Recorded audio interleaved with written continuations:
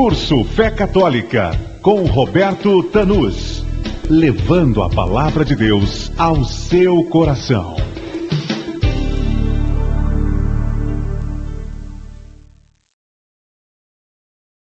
Louvado seja nosso Senhor Jesus Cristo.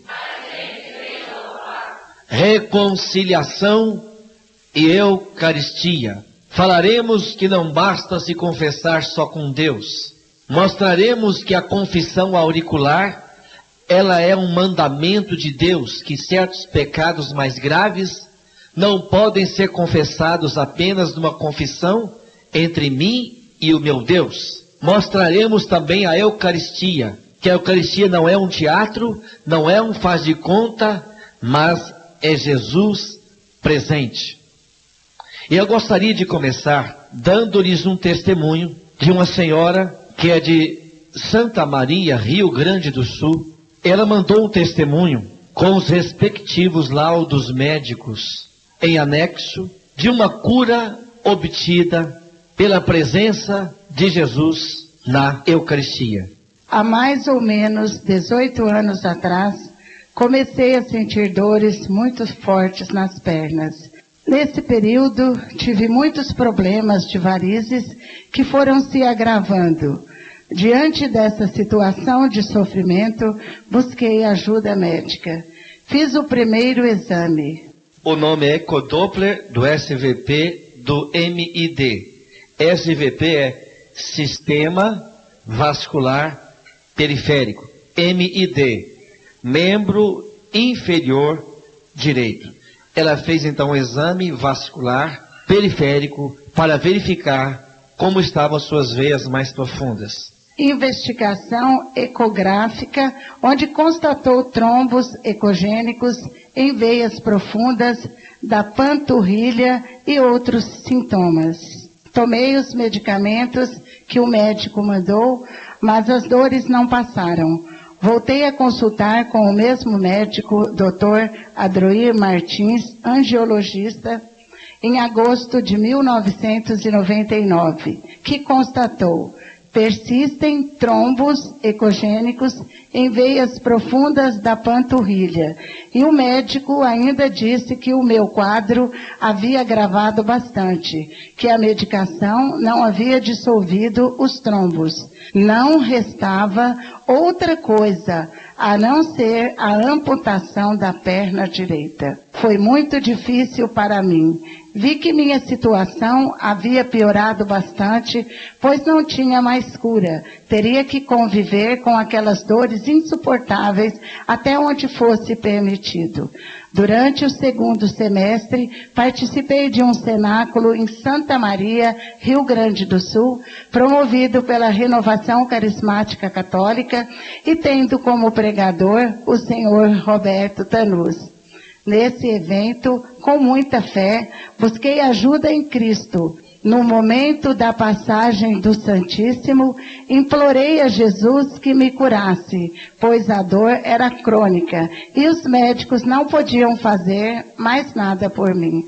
Só Jesus podia me curar e aliviar o meu sofrimento. Quando o sacerdote andava em procissão com o Santíssimo Sacramento no meio do povo, onde deveria ter em torno de 5.000 a 6.000 pessoas, o pregador falou que naquele lugar havia uma senhora que tinha muitas dores nas pernas e que Jesus estava curando sua perna direita. Olhei para o Santíssimo e comecei a chorar, pois pela primeira vez em 18 anos parei de sentir aquelas terríveis dores nas pernas. Chorei por 10 minutos, abraçada à minha filha, que também estava lá. E para a glória do Senhor Jesus Cristo, fiz novos exames.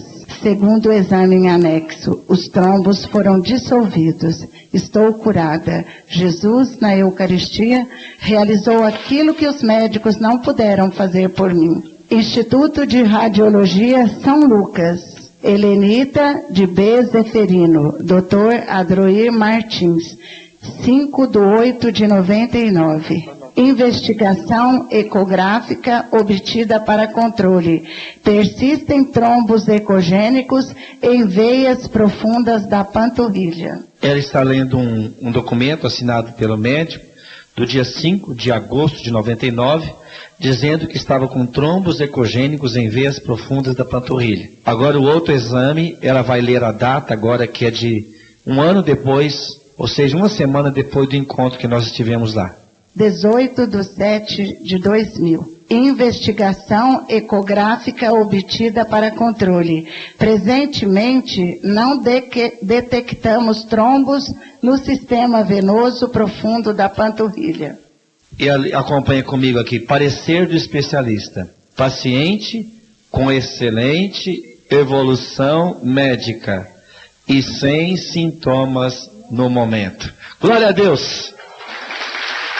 Glória a Deus! Louvado seja nosso Senhor Jesus Cristo. Ontem eu estava pregando em Itapetininga, São Paulo, e diante de 20 mil pessoas, 2 pessoas subiram para dar o testemunho. Há 5 anos atrás eu orei com uma pessoa e ela fez todos os exames, ela tinha feito os 2 primeiros exames, ela e o marido eram portadores do vírus HIV. Ela subiu ontem na frente de 20 mil pessoas e diz que depois que nós oramos com ela na presença do Santíssimo, ela fez 6 exames. Não tem mais AIDS, teve um outro filho, o filho também não tem AIDS. Ela está completamente curada por causa da presença de Jesus na Eucaristia. E subiu uma segunda pessoa no altar. Um rapaz chamado Orlando, que mora em Itapetininga. Quem quiser pode ligar. Eu dou o telefone do coordenador de Itapetininga. Ele era aleijado e mudo. Subiu as escadas andando perfeitamente, falando ainda com dificuldade. Mas deu testemunho falando no microfone. Alguém que era aleijado e mudo. E um dia, na presença de Jesus, nós ordenamos a ele: Orlando, em nome de Jesus, levanta e anda, porque Jesus está vivo na Eucaristia e ele lhe dá agora o movimento de seus membros aleijados. Diz ele falou na frente de todos, que ele se ergueu, estralando os joelhos, estralando as juntas, perfeito, agora andando para a glória do nome do Senhor Jesus Cristo. Eu sou testemunha que Jesus Cristo está vivo na Eucaristia, que esse nosso Deus não é um Deus de faz de conta, é um Deus real e verdadeiro, que nós podemos confiar nele. Glória a Deus! É por isso que ao falar de reconciliação e Eucaristia, eu estou vendo os milagres se repetirem no Brasil. Na cidade de Barretos aproximou-se um casal, mas um senhor idoso atrás, trazia nos braços um menino de 4 anos que haviam ligado para mim dizendo que há 1 ano a criança tinha 4 anos de idade. Há 1 ano a criança não enxergava. Já haviam mandado a todos os especialistas que eles conheciam no Brasil e fora do Brasil. E já há 1 ano aquela criancinha não enxergava. E eles trouxeram a criança para a presença do Santíssimo, lá em Barretos, em junho de 2002. E quando trouxeram a criança, aquele senhor que havia ligado para mim disse: Roberto, esse é o nenenzinho, esse é meu filhinho, meu netinho que não enxerga há 1 ano. E quando ele trouxe a criança para pertinho do Santíssimo, eu olhei para o Santíssimo e o Senhor falou no meu coração: essa criança está enxergando. E eu virei para o menino e disse: em nome de Jesus, você está me vendo, não está? Estou. Cadê o vovô? Apontou. Começou aquele choro geral na família e eu perguntei para a criança: quando é que você começou a enxergar? Ele apontou o dedinho para o Santíssimo e disse: quando isto aqui chegou nesse lugar.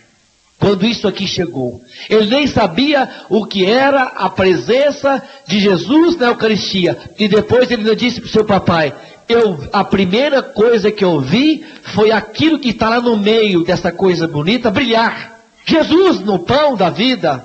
E uma senhora lá de Uruaçu me partilhou que o menininho, filho dela, procurou o sacerdote de 5 anos de idade e disse: padre, eu quero aquele pãozinho que o senhor estava dando para as pessoas. E o padre, muito esperto, foi lá na sacristia e trouxe uma das hóstias não consagradas. O menino disse: não, seu padre, eu quero aquele pãozinho que brilha, esse não está brilhando.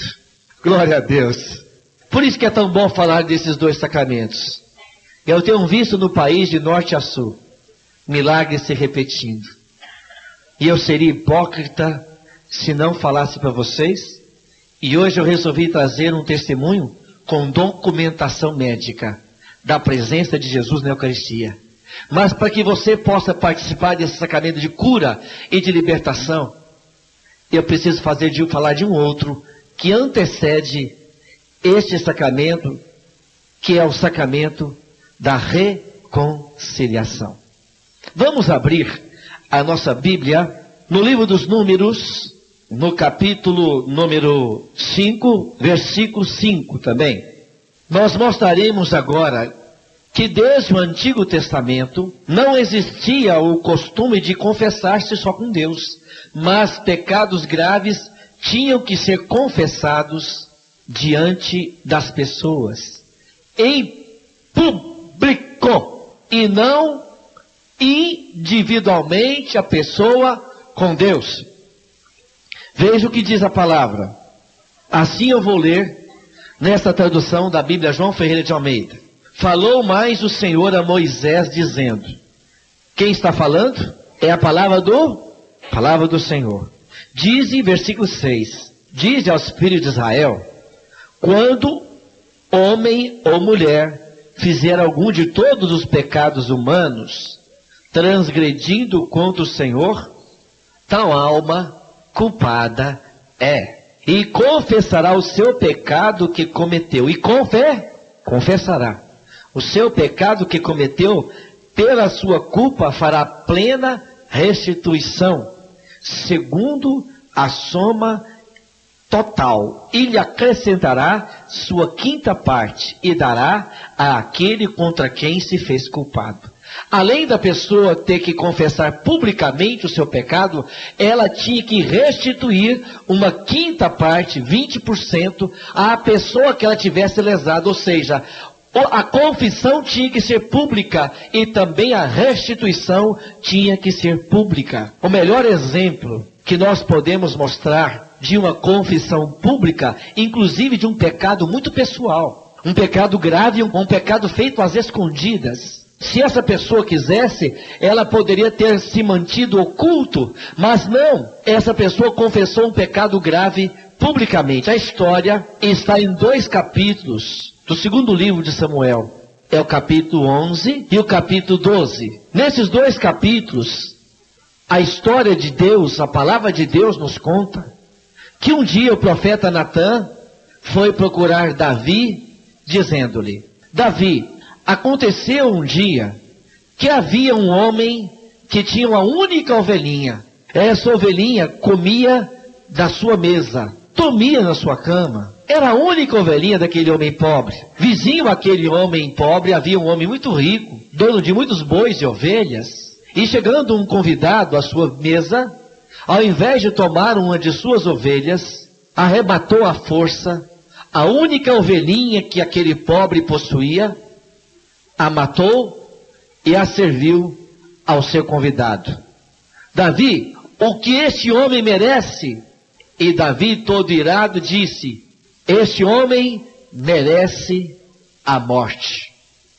Então Natã vira para Davi e diz: este homem é você. Davi sentiu-se então naquele momento como um lobo arrebatador de uma ovelha única, que era a esposa de Urias, o Hiteu, quando ele adulterou, mandou que aquela mulher viesse à sua presença, adulterou com ela, e estando essa mulher grávida, deixou que Urias morresse no campo de batalha de propósito, e assumiu aquela mulher como esposa, inclusive aquele filho adulterino. O que fez Davi? Davi estava numa audiência particular com Natã. O que fez Davi? Davi compôs um dos salmos mais bonitos do saltério.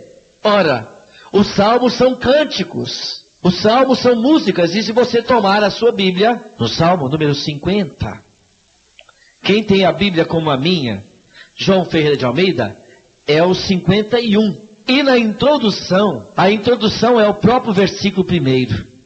E assim diz: Salmo de Davi, para o músico mor, quando o profeta Natã veio a ele, depois de ter possuído a Betsabá.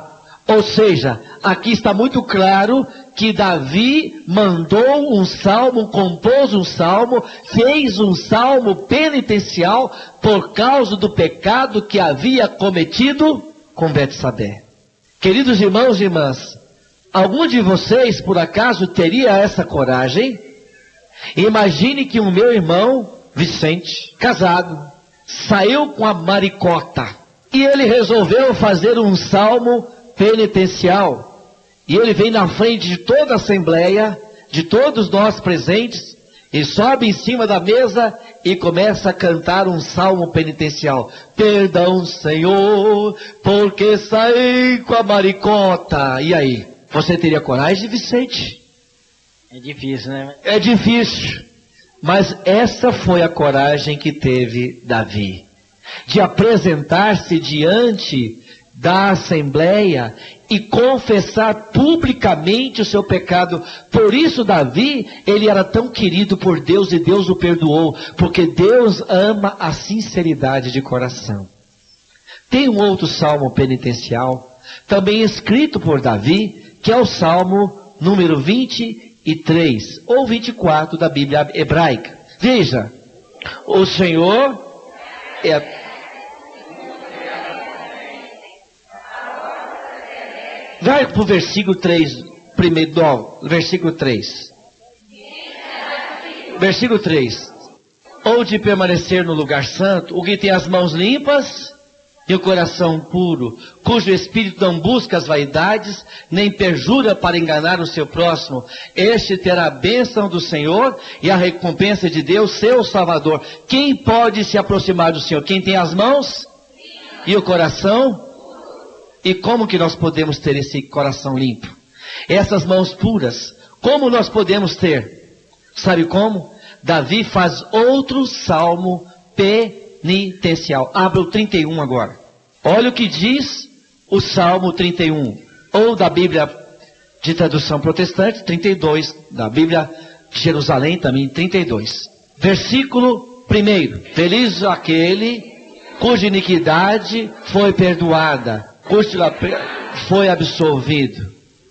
Feliz o homem a quem o Senhor não argue de falta, e cujo coração não há dolo. Enquanto me conservei calado, mirraram-se meus ossos entre contínuos gemidos, pois dia e noite vossa mão pesava sobre mim. Esgotavam-se minhas forças como nos ardores do verão. Então eu vos confessei o meu pecado e não mais dissimulei a minha culpa. E o que aconteceu? Disse, vou confessar ao Senhor a minha iniquidade, e vós perdoastes a pena do meu pecado. Esse salmo é salmo público. Esse salmo é salmo lido em qualquer lugar de Israel e ainda hoje. Ou seja, Davi fez uma confissão pública dos pecados e não uma confissão apenas ele e Deus, mas uma confissão diante de Deus. Era esse o costume do Antigo Testamento. E qual é o costume agora no Novo Testamento? Nós vamos tomar agora a palavra de Jesus. Vamos lá para os evangelhos em primeiro lugar. O Evangelho de São Lucas, capítulo número 5, versículo 17. A palavra do Senhor diz assim: E aconteceu que num daqueles dias estava ensinando e ali assentados fariseus e doutores da lei, que tinham vindo de todas as aldeias da Galileia e da Judéia e de Jerusalém. E a virtude do Senhor estava com ele para curar. E eis que uns homens transportaram numa cama um homem que estava paralítico, e procuraram fazer entrar, pô-lo diante dele. 19.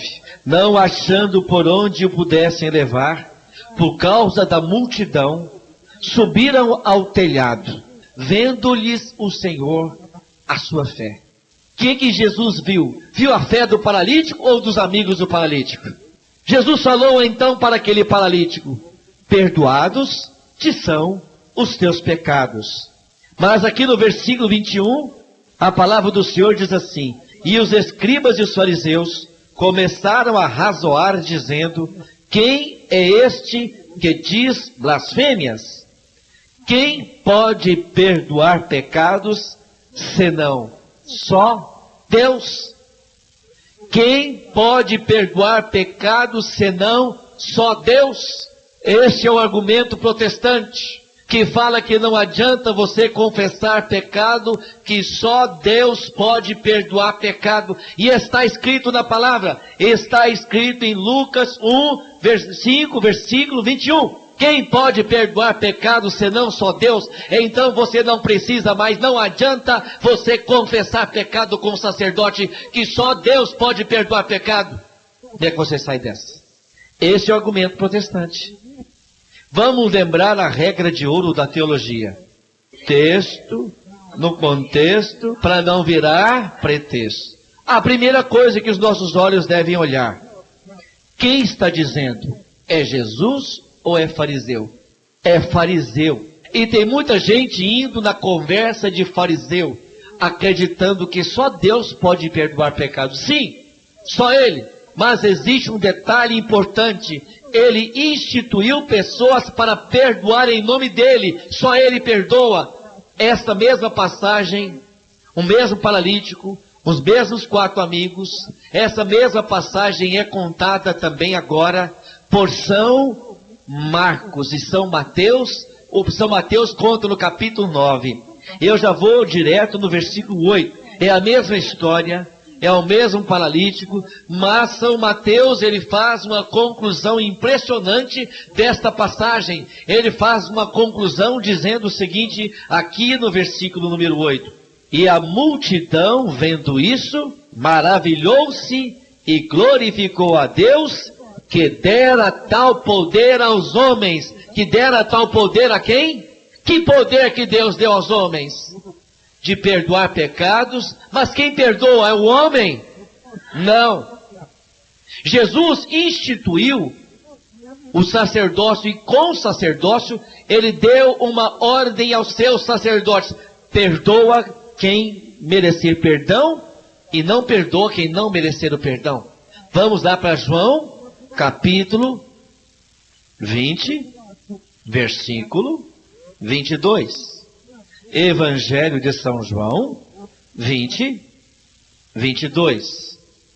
A palavra do Senhor é muito clara, que Jesus chama seus apóstolos, os chama, e lá no versículo 22, João 20, 22,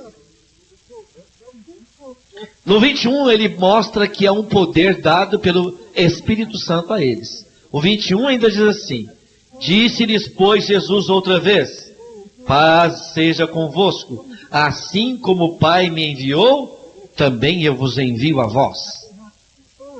E havendo dito isto, soprou sobre eles, dizendo-lhes: recebei o Espírito Santo. Aqueles a quem perdoardes os pecados, lhes serão perdoados, e aqueles a quem os retiverdes, lhes serão retidos. Estou lendo da Bíblia protestante. Jesus deu autoridade aos apóstolos para perdoar pecados ou para não perdoar. E essa autoridade é uma autoridade sacerdotal.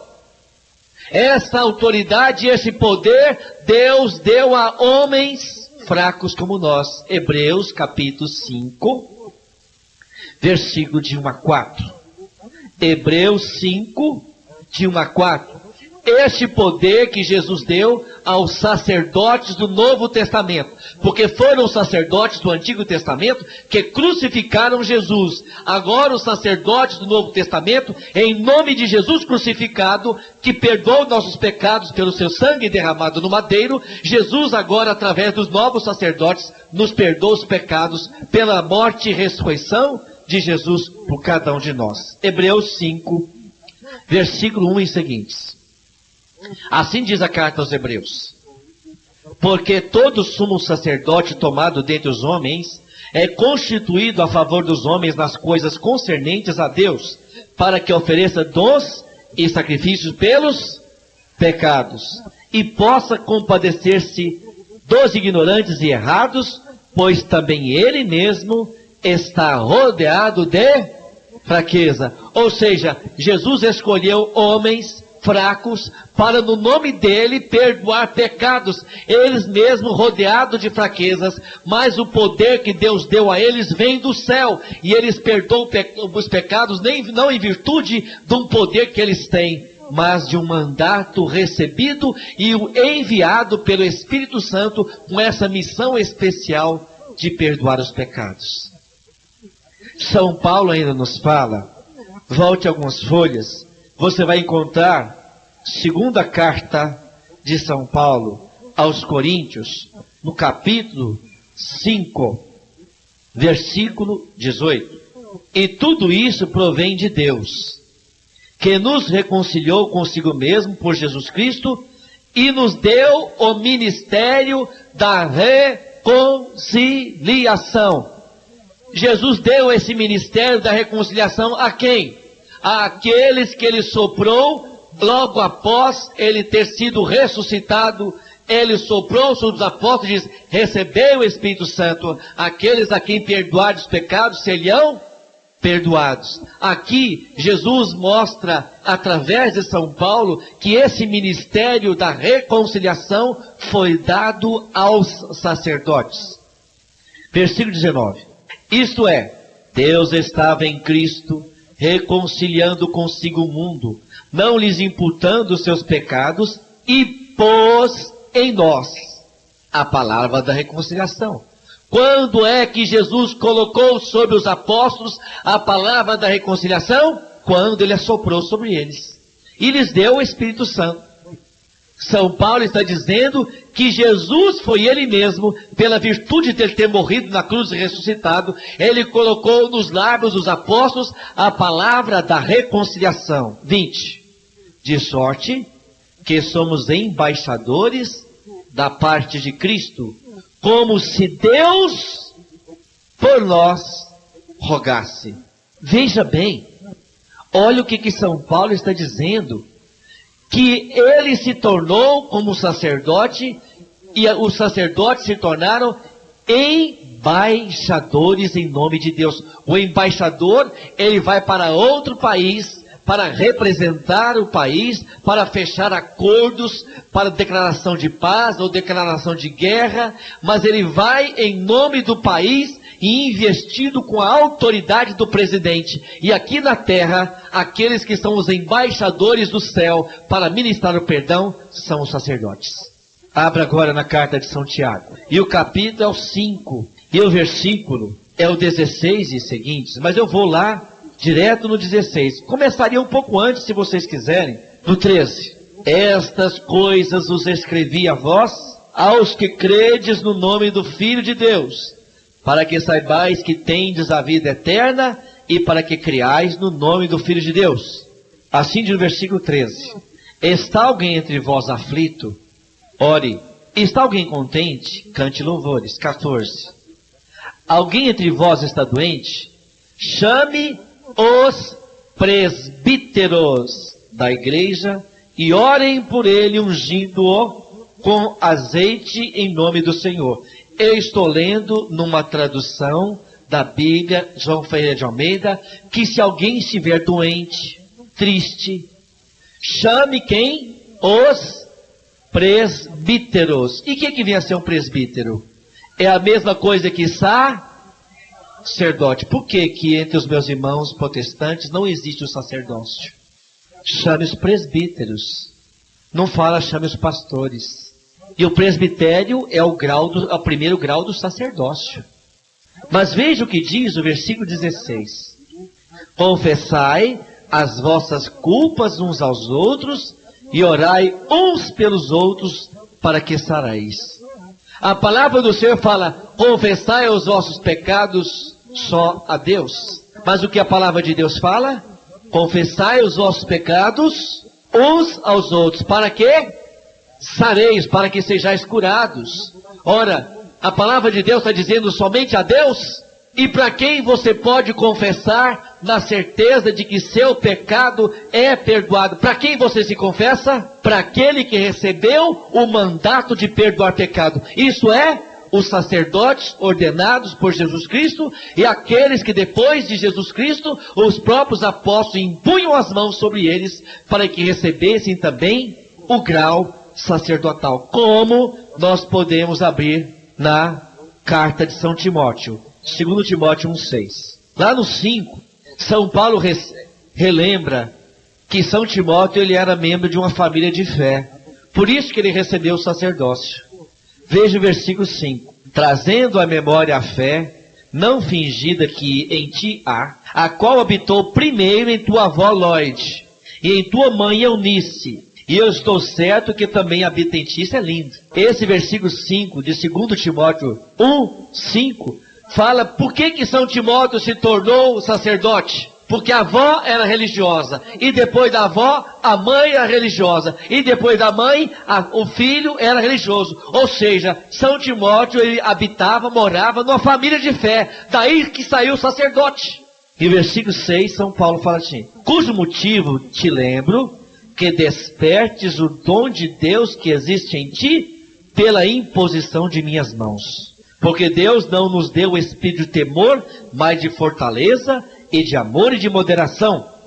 Portanto, não te envergonhes do testemunho de nosso Senhor, nem de mim, que sou prisioneiro seu. Antes participa das aflições do Evangelho, segundo o poder de Deus, que nos salvou e chamou com uma santa vocação. Opa! Santidade, a Bíblia, João Ferreira de Almeida, fala da vocação do sacerdócio concedida a São Timóteo pela imposição das mãos sacerdotais. Queridos irmãos, isto é reconciliação.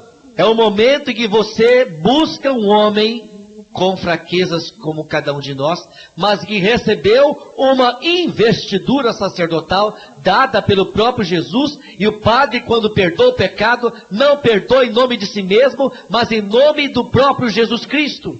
E a palavra do Senhor ainda nos diz, como nós vimos, que é preciso confessar uns aos outros, e não somente a Deus. Com que base bíblica, então, os meus irmãos protestantes afirmam que não precisa confessar uns aos outros ao sacerdote, isto é, aos sacerdotes, que não precisa confessar uns aos outros as faltas para ser curado? Com que autoridade? É muito fácil você participar de uma religião onde você não precisa se humilhar em uma confissão particular com o sacerdote. É muito fácil você participar de uma religião onde basta você se confessar apenas com Deus. Mas não é este o costume do Antigo Testamento. Não é este o costume do Novo Testamento. Não é esta a ordem dada por Jesus. Não é essa a ordem dada por São Tiago. Não é isso que está escrito na palavra de Deus. Pecados graves, aqueles pecados que nós chamamos pecados mortais, devem ser confessados ao sacerdote, principalmente assassinatos, roubo, calúnia. Entre os assassinatos nós citamos o aborto. 2262, o Catecismo da Igreja Católica afirma que a pessoa que cooperou para o aborto, aquela que deu dinheiro, o médico que fez, a pessoa que fez o aborto provocado, essas pessoas entram em letae sententia, sentença imediata de excomunhão. A pessoa que comete o aborto ou aquela que ajuda está automaticamente excomungado. Se comungar, estará cometendo uma grave falta. Tem que se confessar. Porque o pecado de aborto é tratado pela igreja como excomunhão.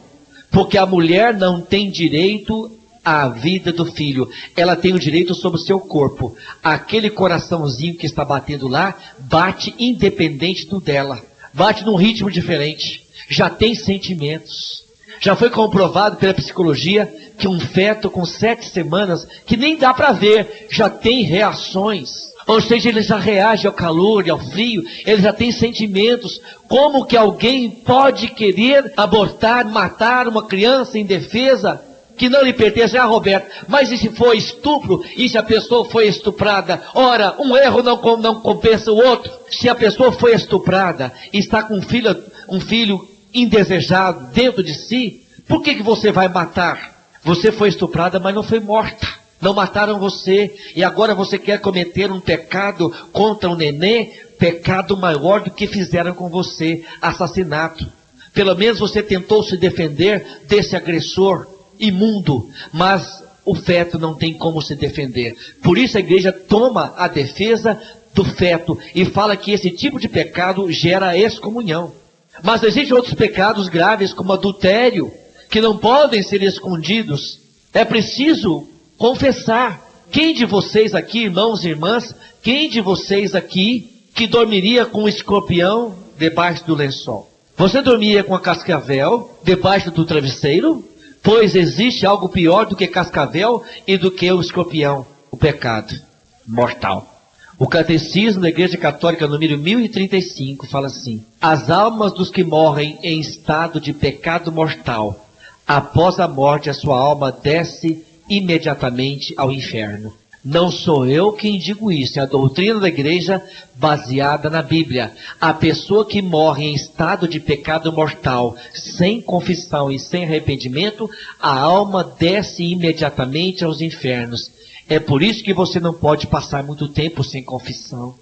Porque Jesus, ele não quer ficar jogando os pecados na sua cara. Uma vez que você reconcilia, que você confessa, Deus não se lembra mais dos seus pecados, pois em Jeremias 31, 34, a palavra do Senhor diz assim: pois a todos perdoarei suas faltas, sem guardar nenhuma lembrança de seus pecados. Quando Deus perdoa, Ele esquece. Ele não é igual aquelas pessoas que ficam remoendo a raiva. Não, quando Deus perdoa, Ele apaga, e a sua alma se torna mais branca do que a neve, porque você é aspergido e lavado no sangue precioso de Jesus. Glória a Deus! É por isso que você precisa buscar a reconciliação. É por isso que eu quis falar nessa primeira parte da pregação sobre reconciliação. A necessidade que nós temos de não esconder os nossos pecados de Deus e de não ter vergonha de confessá-los. Porque quando pecamos, nós pecamos com a cara mais desavergonhada no mundo. E por que ter vergonha de contar um pecado que você já cometeu? Vergonha maior nós teríamos que ter na hora de pecar e não na hora de confessar. Amém? Tomemos, irmãos e irmãs, o capítulo 6 do Evangelho de São João. Jesus, ele no famoso discurso do pão da vida, ele não está falando figuradamente. Ele está falando que seu corpo é comida, que seu sangue é bebida. E ele vai falar justamente da Eucaristia. Assim diz no versículo 51. Eu sou o pão vivo que desceu do céu. Se alguém comer deste pão, viverá para sempre. E o pão que eu der é a minha carne, que eu darei pela vida do mundo. O que está escrito aqui na Bíblia protestante e na sua, pode ser mudado. A gente pode dizer assim: o pão que eu hei de dar faz de conta que é minha carne? O pão que eu hei de dar representa a minha carne? O pão que eu hei de dar simboliza a minha carne? O que está escrito? O pão que eu hei de dar. Ele está falando no futuro que o pão que eu hei de dar é a minha carne. E Jesus não está falando figuradamente, porque no versículo 54, ele fala: quem come a minha carne e bebe o meu sangue, tem a vida eterna, e eu o ressuscitarei no último dia. Porque a minha carne verdadeiramente é comida, e o meu sangue verdadeiramente é bebida. 2 vezes Jesus repete a palavra verdadeiramente. É de verdade. Meu corpo é comida e meu sangue é bebida. Jesus está dizendo claramente que não é figurado. Versículo 60. Muitos dos seus discípulos disseram: isso é muito duro. Quem pode admitir? Isso mostra que Jesus está falando ao pé da letra, que o corpo dele é comida, que o sangue é bebida. Ele está dizendo ao pé da letra que é de verdade, que estava inclusive escandalizando os discípulos. Discípulos já eram seguidores de Jesus há muito tempo, e o que Jesus falava estava escandalizando. Tanto é que no versículo 66, a palavra do Senhor nos mostra que desde então, muitos dos seus discípulos se retiraram e já não andavam mais com ele. Eles não acreditavam que Jesus pudesse fazer do seu corpo comida e do seu sangue bebida. Eles não sabiam ainda que Jesus estava falando do pão da vida, que é a Eucaristia. E quando Jesus, lá no capítulo 14 de São Marcos, Jesus, ele celebra aquela última ceia, aquela despedida. O que Jesus simbolicamente faz na quinta-feira à noite, ao pé da letra, Jesus vai realizar aquilo que ele fala figuradamente. Ele realiza quando na cruz ele dá o seu sangue para o perdão dos nossos pecados. Mas a quinta-feira à noite já representava o sacrifício salvífico de Jesus da sexta-feira. Aqui na quinta-feira, Jesus faz simbolicamente o que na prática ele vai fazer na sexta-feira. No capítulo 14, versículo 22 de São Marcos, até o 24, diz assim: E comendo com eles, tomou Jesus o pão e abençoando-o. Quer dizer que tinha uma bênção primeiro ainda.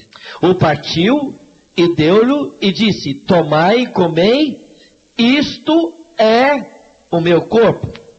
Eu estou lendo a tradução protestante. 23. E tomando o cálice e dando graças, deu-lhe, e todos beberam dele. E disse-lhes: Isto é o meu sangue, o sangue do Novo Testamento, que por muitos é derramado. Jesus fala claramente: o vinho é o meu sangue, o pão é o meu corpo.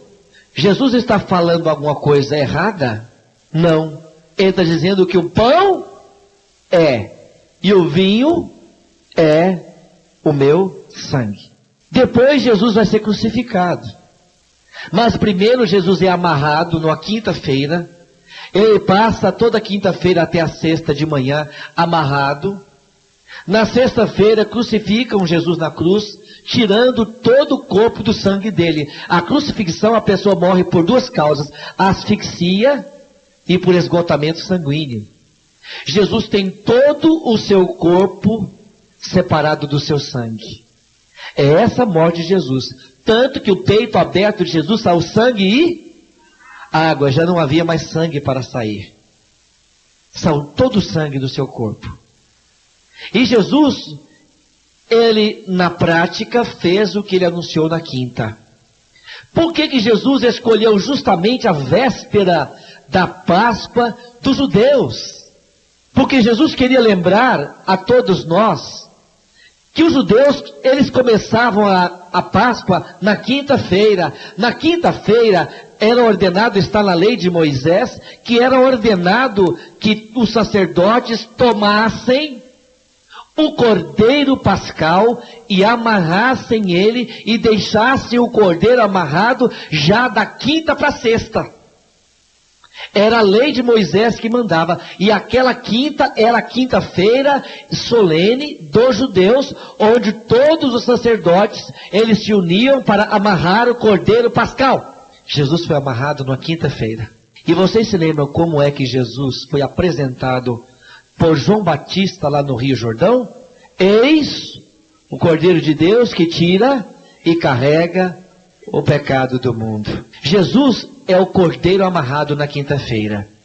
Na sexta-feira, os judeus tiravam todo o sangue do cordeiro e pegavam o sangue do cordeiro separado do corpo e aspergiam o povo com aquele sangue. E eles acreditavam que aquele sangue, ele era o sinal da aliança. Eles acreditavam que aquela vítima inocente, daí o termo bode expiatório, eles acreditavam que aquela vítima inocente pagava o pecado de todo o povo. Por aquele sangue aspergido do povo, eles acreditavam que lavados naquele sangue, aspergidos naquele sangue, eles tinham a remissão dos seus pecados. Depois, no sábado, eles comiam o cordeiro pascal. É bom que se lembre que o sábado já começava na sexta-feira à noite.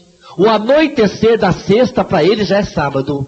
Então, da sexta para sábado, eles já comiam o cordeiro pascal, aquele que tinha sido imolado, aquele que tinha sido vítima. E aquela refeição feita em família,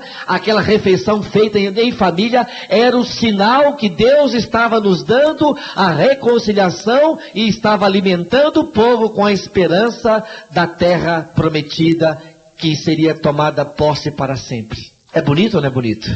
E o que fazem com Jesus na sexta-feira?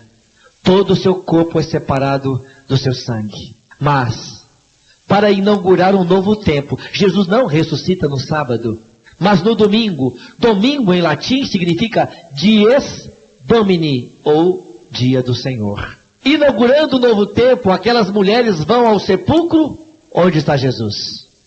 O sepulcro está vazio. E aparecem 2 anjos que lhes dizem: porque buscais entre os mortos aquele que está vivo, não está aqui, mas ressuscitou. E Jesus, ele faz uma celebração, a missa, com 2 discípulos tristes, que desciam para o caminho de Jerusalém para uma cidade chamada Emaús. Essa história é contada por São Lucas, no capítulo 24, versículo 13, e seguintes. Ele vai contar que um dia descia de Jerusalém, era um domingo, e era o domingo da ressurreição. Aqueles discípulos desciam tristemente para a cidadezinha de Emaús, que ficava mais ou menos 11 quilômetros ladeira abaixo, porque Jerusalém ficava em cima da montanha, e Jericó mais embaixo, as outras cidades mais embaixo, e principalmente essa aldeiazinha chamada Emaús. E eles desciam tristemente. E Jesus se coloca e caminha com eles ali, mas eles não o reconhecem. E Jesus toma a iniciativa e se coloca junto daqueles homens que caminhavam tristemente. E Jesus pergunta para eles: o que vocês estão conversando? E eles ficam até estupefados. O que nós estamos conversando? Você não sabe o que aconteceu em Jerusalém nesses últimos dias, não? O que foi? Você é o único forasteiro que não sabe? Todo mundo sabe o que aconteceu, esse acontecimento. Pode contar para mim a vida de Jesus. Mas contam sem fé. E vão dizendo: é a respeito de Jesus de Nazaré, um profeta poderoso em obras. Nós esperávamos que ele fosse a consolação de Israel. Mas sabe o que aconteceu? Nossos sacerdotes o entregaram para ele ser crucificado. Ele foi morto, foi sepultado. Mas aconteceu algo extraordinário. Algumas mulheres foram ao sepulcro e disseram que o sepulcro ficou vazio. E falaram mais ainda. Disseram que tiveram visões de anjos que asseguravam que ele está vivo, mas a ele mesmo não viram. Que falta de fé, hein? Não acreditaram nas mulheres, não acreditaram na visão que elas tiveram, não acreditaram no anúncio da ressurreição. Por isso, Jesus fala para eles: como sois tardos de inteligência. Sabe o que é tardo de inteligência? É a pessoa que tem muito talento. Talento para pensar, talento para andar. Talento, está muito lento. E aquele Jesus diz: como sois tardos de inteligência. E Jesus disse para eles, lembrando Moisés e os profetas, Jesus foi falando que era necessário que o Filho de Deus morresse e ressuscitasse ao 3º dia, e em seu nome fosse pregado a remissão dos pecados. Jesus no caminho foi ensinando-lhes as Escrituras. Esta é a primeira parte da missa. Jesus vem a nós como pão da palavra. São os 2 tipos de alimento que nós recebemos na missa: o pão da palavra e o pão da Eucaristia. Se por algum motivo você estiver impedido de tomar o pão da Eucaristia por causa de algum pecado grave ou por estado irregular de vida, mesmo assim, vá à missa para você participar desse pão da palavra que alimenta você da mesma forma. Santa Teresa, que foi perseguida, inclusive impedida muitas vezes de tomar a Eucaristia, ela ia à missa e quando ela ouvia o pão da palavra, ela entrava em êxtase e Jesus entrava nela. Ela sentia a presença de Jesus vivo que a alimentava, mesmo não tendo alimentado do pão da Eucaristia. E Jesus chega àquela aldeia de Emaús e Jesus faz como se fosse embora. E os discípulos falam para Jesus. O que os discípulos falam para Jesus? Fica conosco. Já é tarde. Já declina o dia. E Jesus entra. Se coloca à mesa. Jesus pega o pão. O abençoa. E parte o pão. E quando Jesus... É Jesus! Seus olhos se abriram. Jesus desaparece à vista deles. E eles olham para o outro. É por isso que o nosso coração se aquecia quando nós o escutávamos pelo caminho. Sabe por que Jesus desapareceu da vista deles? Porque naquele momento Jesus entrou pela Eucaristia no coração dos dois discípulos. Eles não precisavam mais olhar Jesus naquela figura linda daquele homem alto, bonito, mas eles agora começavam a entender o que Jesus havia dito depois para Tomé. Tomé, você acreditou porque você viu? Felizes são os que acreditam sem terem visto. A partir daquele momento, Jesus entrou dentro deles e eles entenderam que não precisava olhar para a silhueta completa de Jesus, que bastava olhar para o pão e lembrar que Jesus tinha dito: isto é meu corpo, isso é meu sangue. E Jesus só partiu o pão. E eles reconheceram Jesus no partir do pão. Por isso que muitas vezes você não precisa receber pão e sangue para reconhecer que é Jesus. Às vezes você só recebendo pão, você já reconhece que é Jesus, porque você recebe Jesus vivo. E Jesus vivo tem sangue. E o pão que você recebe, somente o pão, sem o vinho, já é Jesus vivo. Porque eles reconheceram Jesus no partir do pão. Nem precisou consagrar o vinho. Foi o pão. E o que fazem aqueles homens maravilhados, alimentados? O mesmo alimento, é o mesmo alimento que lá no capítulo 19 do primeiro livro dos Reis. É o mesmo alimento. É o mesmo alimento em que Elias, fugindo da rainha Jezabel, fugindo daqueles reis que o perseguiam porque ele havia desbaratado a idolatria de Israel, ele havia inclusive mandado matar os sacerdotes de Baal, aqueles sacerdotes do demônio. Então Elias cansa-se, sobe ao monte, está cansado, está fugindo, deitou e dormiu. E o anjo do Senhor o acorda e mostra um pão e água. Mostra um pão. O anjo lá no capítulo 19 de 1 Reis, o anjo fala assim para Elias: come e bebe, tens um longo caminho a percorrer. E com a força daquele alimento, ele andou 40 dias e 40 noites até Horebe. Mas qual foi a palavra do anjo para Elias? Come e bebe, tens um longo caminho a percorrer. Come e bebe, diz para o seu irmão do lado: come e bebe, tens um longo caminho a percorrer. Come e bebe, tens um longo caminho a percorrer. E o que fizeram aqueles dois discípulos de Emaús? O que fizeram eles? Subiram montanha acima, já era de noite. Eles haviam andado 11 quilômetros a pé e agora retornavam de noite na escuridão, porque eles eram iluminados pela luz de Jesus, que acreditavam em Jesus da Eucaristia. Subiu o monte e encontraram os 11 apóstolos reunidos, aqueles discípulos, as mulheres, e lhes contaram como reconheceram Jesus vivo no partir do pão. Não foi em outra hora que eles reconheceram Jesus vivo no partir do pão. E somente o católico tem essa alegria de sair de uma missa e reconhecer que Jesus está vivo no partir do pão. Somente o católico tem essa alegria. Ser católico é graça de Deus. Ser católico é favor imerecido. Ser católico é um presente de Deus. Diga obrigado, Senhor. Somente o católico tem essa alegria. Ao sair de uma santa missa, onde reconheceu que Jesus está vivo, no partir do pão. Foi ao partir do pão que Jesus se deu a conhecer. Por isso que Jesus ressuscitou no domingo. E como Cordeiro Pascal, ele se torna alimento no domingo.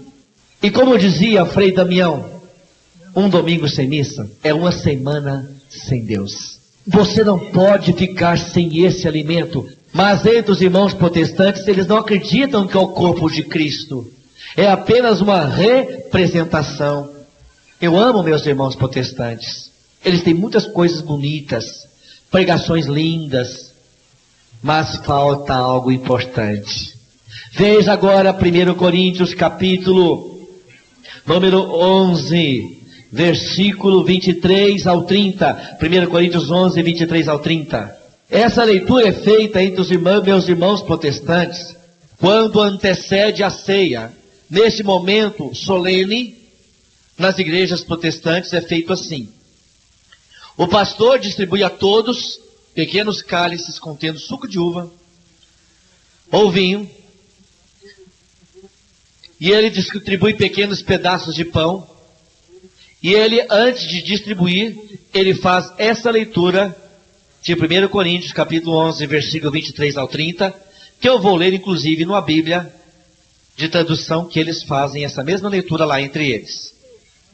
Porque eu recebi do Senhor o que também vos ensinei, que o Senhor Jesus, na noite em que foi traído, tomou o pão, e tendo dado graças, o partiu e disse: tomai e comei, isto é o meu corpo, que é partido por vós. Fazei isto em memória de mim. Semelhantemente, depois de haver ceado, tomou o cálice, dizendo: este cálice é o novo testamento no meu sangue. Fazei isso todas as vezes que beberdes em memória de mim. Quer dizer que todas as vezes que beberdes em memória de mim, isto é o meu corpo. O que eu fiz? Eu apenas troquei de ordem a mesma frase, sem alterar o sentido. Todas as vezes que beberdes em memória de mim, isto é o meu corpo. Não estou mudando o sentido da frase. Estou apenas mudando uma palavra, começando a ler o sentido principal dela, que é, ou seja, todas as vezes que faz isso em memória de mim, isto é o meu corpo, isto é o meu sangue. E mais ainda, versículo 25, verso 26. Porque todas as vezes que eu comerdes desse pão e beberdes desse cálice, anunciais a morte do Senhor até que Ele... Quer dizer que no momento em que você faz isso, em que o celebrante repete as palavras de Jesus, é o momento em que está anunciando o quê? A morte do Senhor. É o momento em que acontece o quê? A morte. É o momento em que acontece o imolar da vítima. Ou seja, por isso, é muito clara a passagem. Só não vê quem não quer enxergar. 26. Porque todas as vezes que comerdes deste pão e beberdes desse cálice, anunciais a morte. Quer dizer que não é um acontecimento qualquer. Não é um teatro. Está anunciando a morte. A morte está lá. A morte está acontecendo. A morte está acontecendo, mas não é a morte cruenta. A vítima está aqui no pão. Não é a vítima o sangue que corre da cruz, mas é o mesmo sangue agora que está no vinho. A vítima é incruenta, mas a vítima é a mesma. É o mesmo Jesus que se dá por nós de novo, que morre e ressuscita no altar por cada um de nós. Não é que vai ser uma nova morte. Jesus não morre de novo. Mas aqui no momento da celebração, a celebração torna presente a morte de Jesus na cruz. O mesmo acontecimento da cruz se torna presente neste momento em que o sacerdote ou celebrante está anunciando a morte do Senhor. É a morte da cruz. Está de novo acontecendo? Não. É a mesma morte da cruz que está sendo anunciada no momento em que se celebra a Eucaristia. 27. Veja o versículo 27. Portanto, qualquer que comer este pão, ou beber o cálice do Senhor indignamente, será culpado do corpo e do sangue do Senhor. E a pessoa que toma esse alimento sem a devida santidade, ela acarreta sobre ela uma falta qualquer? É uma falta qualquer? Ele é culpado de quê? Do próprio corpo e do sangue do Senhor. Ele se torna cúmplice da morte do Senhor. Eu lhes pergunto, queridos irmãos e irmãs, se a pessoa que toma esse alimento sem a devida santidade é culpado do corpo e do sangue do Senhor, o que a pessoa está comendo é um pãozinho qualquer? É um vinho qualquer? Ou é o próprio corpo e o sangue de Cristo? É o próprio corpo e sangue de Cristo. Senão a pessoa não seria culpada de um crime tão grave. E ainda diz no versículo 28, examine-se, pois, o homem a si mesmo, e assim coma deste pão e beba desse cálice. 29. Olha que é uma Bíblia protestante, hein? Porque o que come e bebe indignamente, come e bebe para a sua própria condenação, não discernindo o corpo do Senhor. Olha que tradução linda essa de João Ferreira de Almeida. A pessoa come e bebe a própria condenação, não discernindo. O que é discernindo? Não reconhecendo, não separando o corpo e o sangue do Senhor. Por que o pastor, no final, então, e nas celebrações, vamos dizer assim, nos cultos da Santa Ceia, dos meus irmãos protestantes, por que o pastor não pode levantar aquele pão e dizer, isto é o meu corpo, mas ele fala assim, isso não é o corpo de Cristo, isto representa. Por que o pastor não pode dizer, isto é o meu corpo? Porque ele não é sacerdote, porque ele não pode fazer a consagração, porque ele não pode oferecer a vítima do sacrifício, porque lá não tem nem altar. Não há bênção. Pegue aí, sem você mudar de folha, veja 1 Coríntios 10, 16. 1 Coríntios 10, 16. Veja versículo 16. Porventura, o cálice de bênção que abençoamos não é a comunhão do sangue de Cristo? E o pão que partimos não é, porventura, a comunhão do corpo de Cristo? Ah, que versículo lindo! Glória a Deus por ele! O pão que partimos é ou não é a comunhão do corpo de Cristo? E o cálice que abençoamos é ou não é o sangue de Cristo? Isso é tão claro. O pão que abençoa, o vinho que abençoa se torna corpo e sangue de Cristo. Isso depois da bênção.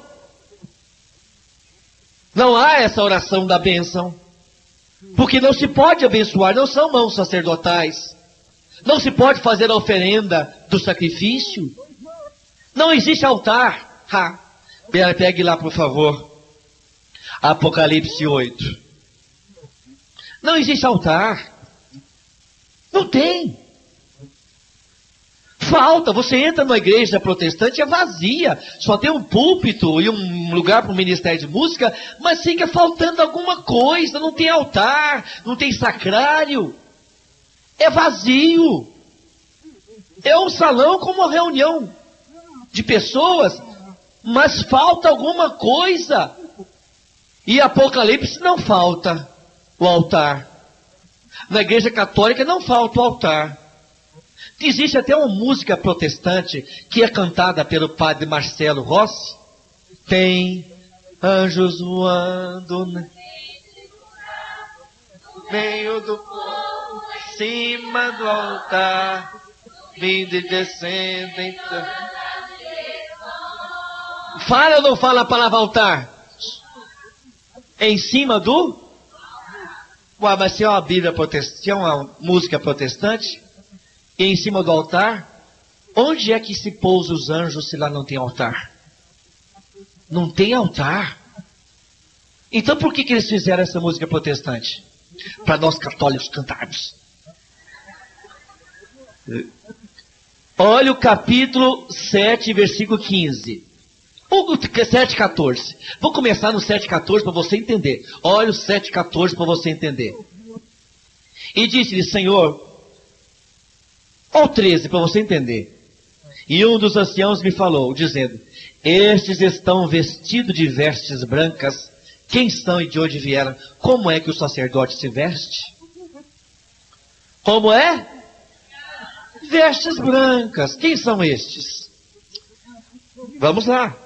Versículo 14. E eu disse-lhe, Senhor, tu sabes. E ele disse-me, estes são os que vieram da grande tribulação e lavaram suas vestes e as branquearam no sangue do Cordeiro. Por isso estão diante do trono de Deus e o servem dia e noite no seu templo. E aquele que está sentado sobre o trono os cobrirá com sua sombra. 16. Nunca mais terão fome. Olha o alimento aí, ó. Nunca mais terão sede. Nem o sol, nem calma alguma cairá sobre ele. 17. Porque o Cordeiro está no meio do trono. E os apacentará. E lhes servirá de guia para as fontes da água da vida. E Deus limpará seus olhos de toda lágrima. Ai, que lindo! E continuando no 8. O 8 é a continuação do 7. E havendo aberto o 7º selo, fez-se silêncio no céu de quase meia hora. Eu vi 7 anjos que estavam diante de Deus, e foram-lhe dados 7 trombetas. E veio outro anjo e pôs-se junto do altar, tendo um incensário. No céu aí está estruturíbulo, aqui fala incensário, de ouro.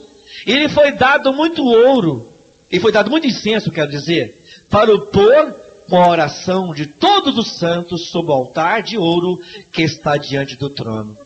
Duas coisas aqui que não tem na igreja protestante: altar e incenso.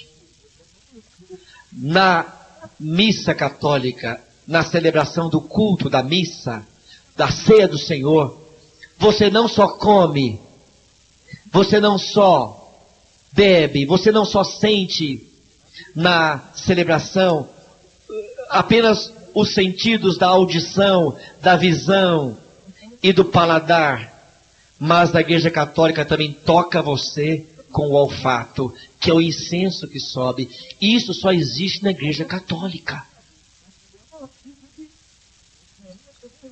Eu estou falando de uma santa missa.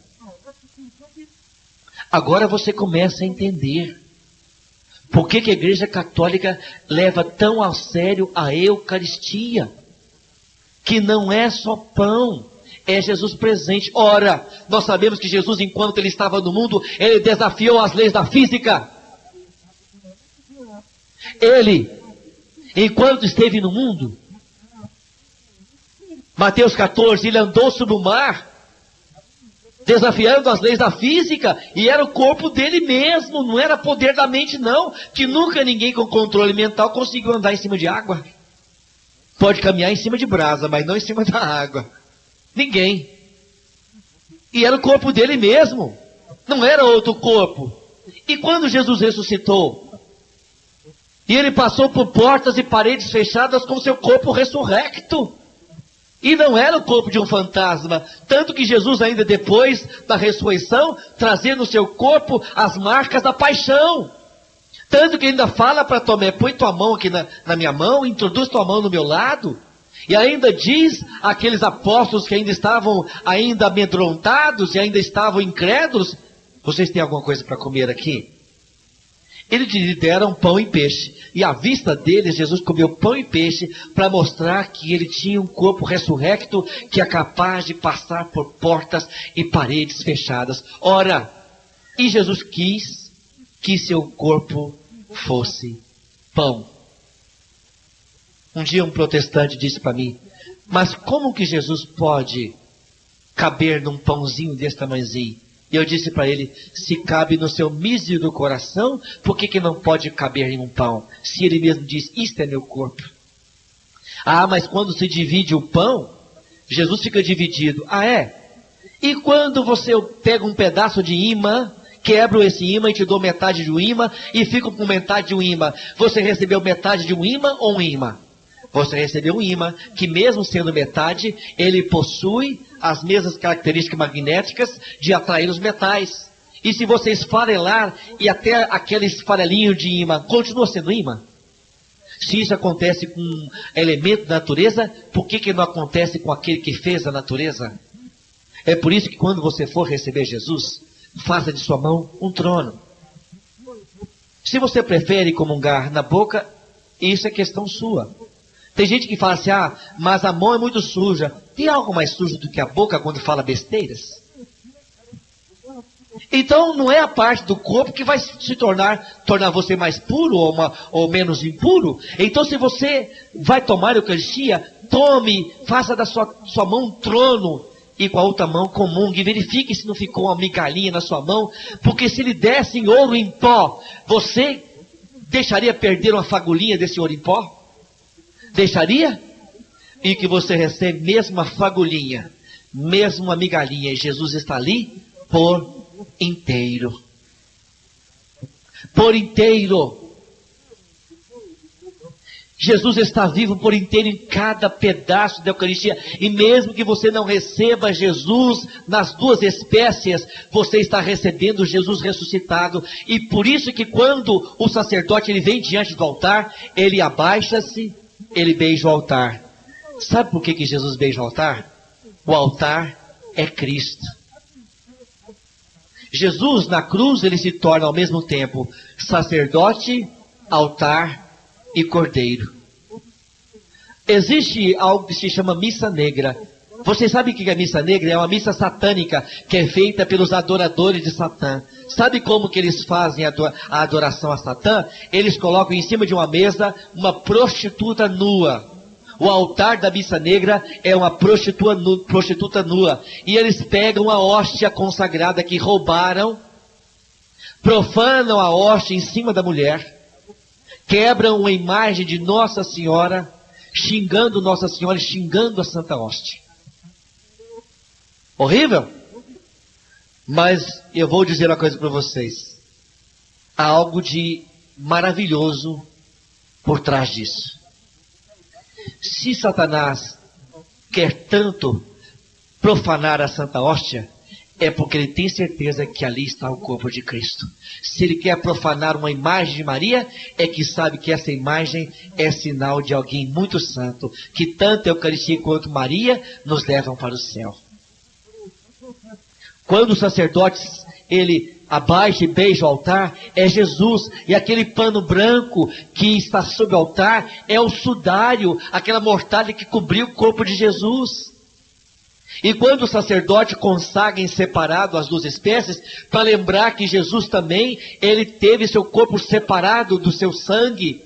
Mas no momento em que o sacerdote parte a hóstia, ele faz questão de jogar um pedacinho dentro do vinho.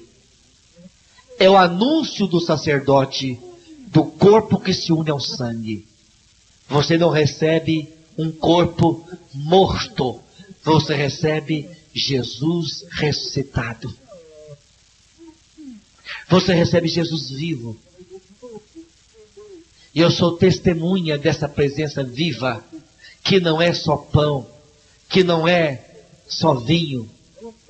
Lá em Porangatu, um testemunho que chegou de uma senhora que havia feito 7 operações com câncer na garganta, fraquinha, tinha tirado um pedaço do maxilar, um pedaço da língua. Ela ia todos os dias de manhãzinha para a missa, e um dia o sacerdote disse, eu vou levar a Eucaristia na sua casa, não precisa vir aqui não.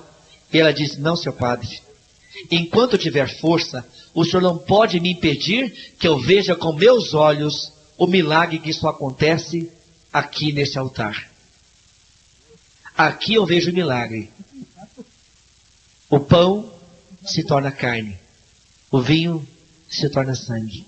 Porque o Senhor repete as mesmas palavras de Jesus. E Jesus não pode mentir.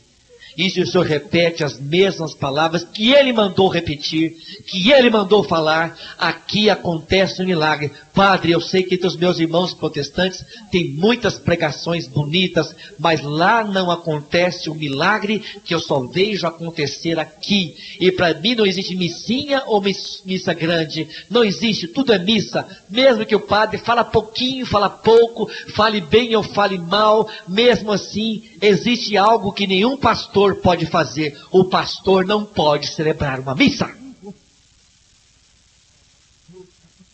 Não pode. Mesmo que ele soubesse a missa de cor, ele não poderia consagrar. Ele não poderia fazer o que se faz na mesa do altar. É inconcebível que alguém conheça isso tudo e fique apenas com a Eucaristia domingueira. Quando você descobre este alimento que cura, que dá força, que restaura as forças, você quer mais vezes. E isso é o que Jesus quer de você. Eu tenho pena, eu tenho piedade, eu tenho misericórdia, eu rezo por aquelas pessoas. Porque Jesus fala, sede misericordiosos como meu Pai é misericordioso. Lucas 6, 32 a 36. Eu fico com pena daqueles meus irmãos católicos que até foram ministros de Eucaristia. E que vão.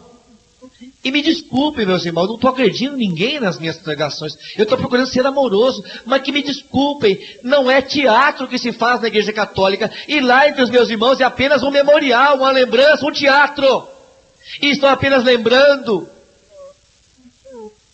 E o católico, quando vai lá, o pastor não pode entregar o alimento dizendo, receba o corpo de Cristo. E mesmo o ministro, ele pode dizer, porque foi consagrado no altar, eis o corpo de Cristo. O ministro não pode, o ministro protestante, o pastor, não pode entregar ao seu fiel o corpo de Cristo como Jesus manda. Isto é meu corpo. Fazei isso em memória de mim. Fazei. Eu fico com pena porque esses meus irmãos que vão nessas igrejas protestantes sentem saudades da Eucaristia. Ficam com saudade. Porque é algo vazio. Eles querem se recolher e ajoelhar, não tem o sacrário. Um Deus que se coloca num pedacinho de pão. Nossa mente nunca vai compreender como que um Deus tão grande se faz tão pequeno. Só Ele. E ainda mais se faz pequeno para caber dentro de você, encher alimento, estar dentro de você. Jesus, Ele não quer estar apenas ao seu lado. Ele quer estar dentro de você, alimentar para você ir para o céu. Ele quer alimentar você, encher o seu coração de forças. Ele quer encher você de amor. E isso só acontece na Igreja Católica. Você é um privilegiado e não sabe. Glória a Deus. Glória a Deus. E é isso que eu queria falar a vocês, irmãos. Sobre a Eucaristia nessa segunda parte. Que é Jesus presente mesmo. E os testemunhos que você tem falam por si. Principalmente o de Lanciano na Itália. 1200 anos depois de examinar aquele pão que virou carne e aquele vinho que virou sangue, chegaram à conclusão que era carne do mesmo dia e sangue do mesmo dia, vivos ainda, depois de 1200 anos. E era carne do coração. Jesus nos dá o seu coração. E quando olho para a hóstia do ostensório, eu vejo o coração de Jesus.